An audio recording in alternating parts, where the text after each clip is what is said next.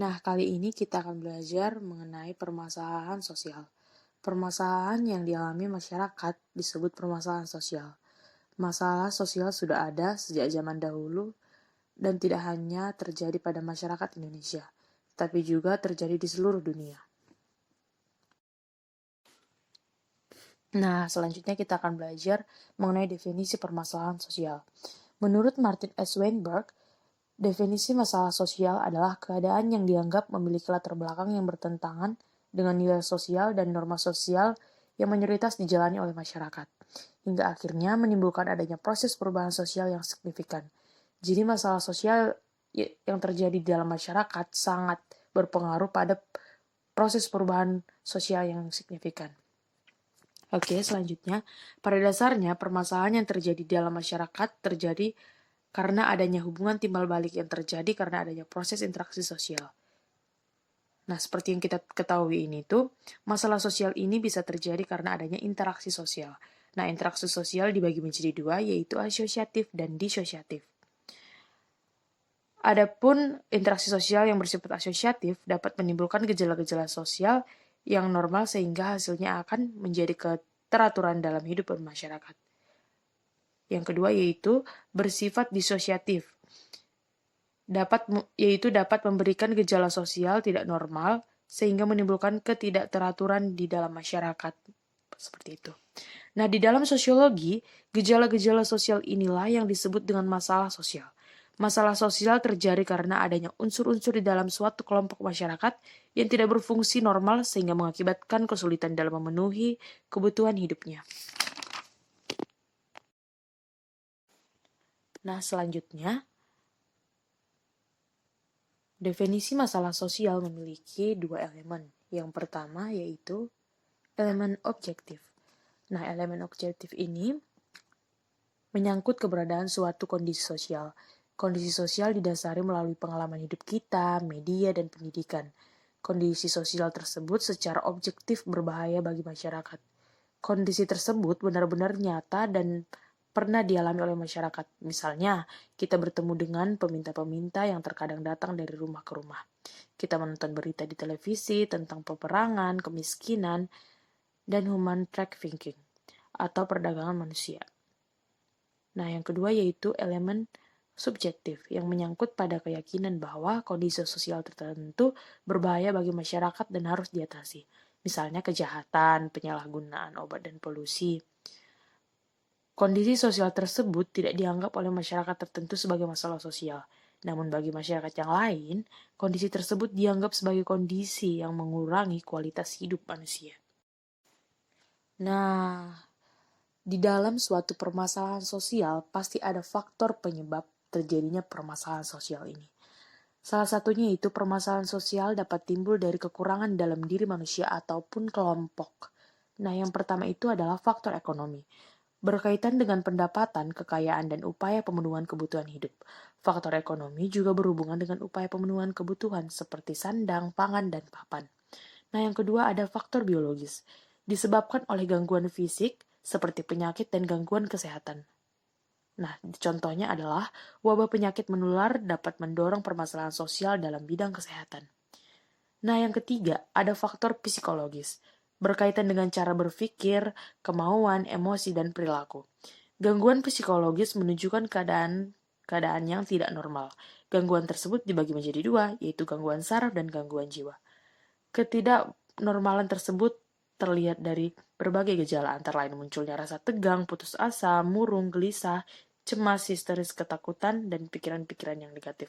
Nah, mungkin ini sering sekali kita jumpai di sekitar kita. Nah, kita bisa buat contoh yaitu orang gila membuat kerusuhan di pasar tradisional sehingga mengganggu aktivitas masyarakat sekitar. Nah, yang terakhir adalah faktor kebudayaan. Berkaitan dengan nilai dan norma masyarakat seperti adat istiadat dan kebiasaan. Setiap masyarakat memiliki latar belakang budaya berbeda. Oleh karena itu, penanaman nilai budaya menyimpang pada perbedaan kebudayaan dapat menyebabkan permasalahan sosial. Nah, di sini menjelaskan bahwa Indonesia memiliki banyak sekali perbedaan, termasuk perbedaan kebudayaan. Nah, dari perbedaan ini pasti kita sering menemukan konflik-konflik yang terjadi kayak gitu. Nah, contohnya yaitu budaya malas dapat menyebabkan masyarakat enggan melakukan perubahan dan pemberdayaan budaya dapat menyebabkan konflik dalam masyarakat. Seperti itu. Nah, yang selanjutnya Ibu akan menjelaskan tentang permasalahan sosial berdasarkan sudut pandang sosiologi. Menurut Robert Camerton dan Robert Anisbet, suatu masalah termasuk permasalahan sosial jika memenuhi kriteria. Nah, yang pertama yaitu kriteria utama permasalahan sosial. Nah, permasalahan sosial terjadi karena adanya ketidaksesuaian antara nilai-nilai sosial dengan kenyataan dan tindakan sosial dalam masyarakat. Artinya terdapat perbedaan antara anggapan masyarakat tentang sesuatu yang seharusnya terjadi dengan kenyataan yang terjadi dalam kehidupan sehari-hari. Dalam menentukan suatu permasalahan sosial masyarakat, memiliki kriteria tertentu. Kriteria tersebut dilatar belakangi oleh nilai dan norma dalam masyarakat. Misalnya, tradisi mudik masyarakat Indonesia menjelang Hari Raya Idul Fitri. Nah, yang kedua yaitu ada manifest social problem dan latent social problem. Nah, manifest social problem merupakan permasalahan sosial yang timbul sebagai akibat ketidaksesuaian antara tindakan dan nilai serta norma sosial dalam masyarakat. Nah, contohnya itu ialah kemacetan. Nah, mungkin kita sudah sering sekali kan anak-anak mendengar kemacetan gitu. Apalagi kita yang tinggal di daerah perkotaan, sering sekali terjadi kemacetan. Nah, ini bisa menimbulkan adanya permasalahan sosial dan konflik kayak gitu. Nah, selanjutnya yaitu latent social problem. Menyangkut hal-hal nyata yang berlawanan dengan nilai-nilai masyarakat tetapi tidak disadari atau diakui oleh masyarakat. Nah, contohnya itu polusi udara dan pemanasan global. Polusi udara dan pemanasan global ini seringkali tidak diperhatikan oleh masyarakat. Masyarakat bisa hanya cuek. Padahal ini bisa menimbulkan suatu permasalahan sosial. Mungkin tidak di dalam masyarakat, tetapi di lingkungan masyarakat, yaitu permasalahan polusi udara yang dapat menyebabkan kerugian bagi kehidupan manusia. Nah, yang ketiga ialah sumber-sumber permasalahan sosial. Permasalahan sosial dapat disebabkan oleh interaksi, dinamika, dan perubahan sosial dalam masyarakat. Sebagai contoh, permasalahan pengangguran. Nah, di Indonesia sudah banyak sekali pengangguran kayak gitu. Menurut data BPS tahun 2016, jumlah tenaga kerja Indonesia mencapai 127,8 juta jiwa. Nah, banyak sekali kan anak-anak pengangguran di Indonesia. Nah, ini juga merupakan salah satu permasalahan sosial di dalam masyarakat kayak gitu. Yang akan timbul kemiskinan, dan dari pengangguran ini akan timbul kemiskinan, dan apalagi ditambah dengan populasi penduduk yang semakin bertambah, yang jadinya akan menuntut untuk bisa mendapatkan ekonomi yang cukup kayak gitu. Nah, untuk itu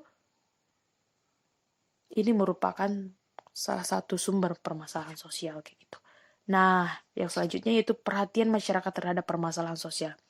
Tidak semua permasalahan yang terjadi dalam masyarakat dikategorikan sebagai permasalahan sosial. Tidak semua ya anak-anak.